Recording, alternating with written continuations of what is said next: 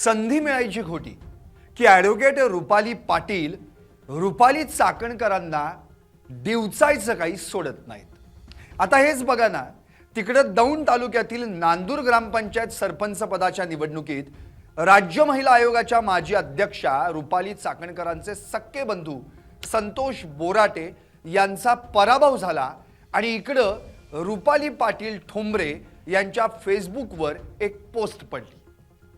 जशास तसे चाकणकरबाई, कर्माची फळे याच जन्मात मिळतात। काही अक्कल आली, उमजलं समजलं तर सुधार तू आणि तुझी विकृत ... टोळी। रुपाली चाकणकरांचा भाऊ का हरला, रुपाली ठोंबरेंनी काय केली पोस्ट, पाहुयात यावरचा हा स्पेशल रिपोर्ट। चाकणकरबाई, भाऊ हरला, रुपाली ठोंबरेंनी मारला टोला।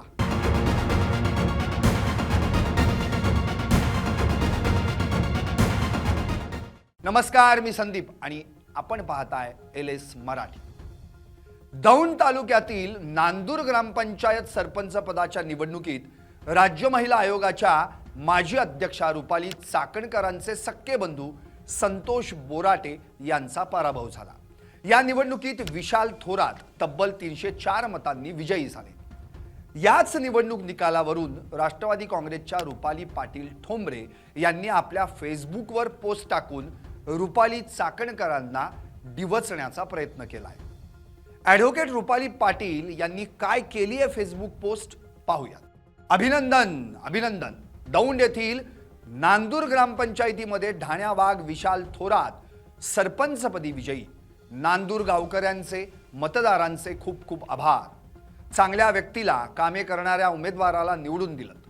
विशाल भाऊ थोरात यांनी भोंदूबाबा खरात महिला लैंगिक अत्याचार प्रकरणी राजीनामा दिलेल्या रुपाली चाकणकरांचा भाऊ संतोष बोराटे यांचा 304 मतांनी पराभव केला। चाकणकरबाई, कर्माची फळे याच जन्मात मिळतात। जे जे लोकांसाठी पेरले ते दाम दुपटीने लोकांनी कर्माने परत दिले बरं का। अजून लोकांना पाडण्यासाठी नाहक बदनाम करणाऱ्या वृत्तीला, भंगार वृत्तीला चपराक। जशास तसे चाकणकरबाई, काही अक्कल आली, उमजलं समजलं तर सुधार तू आणि तुझी विकृत ... टोळी।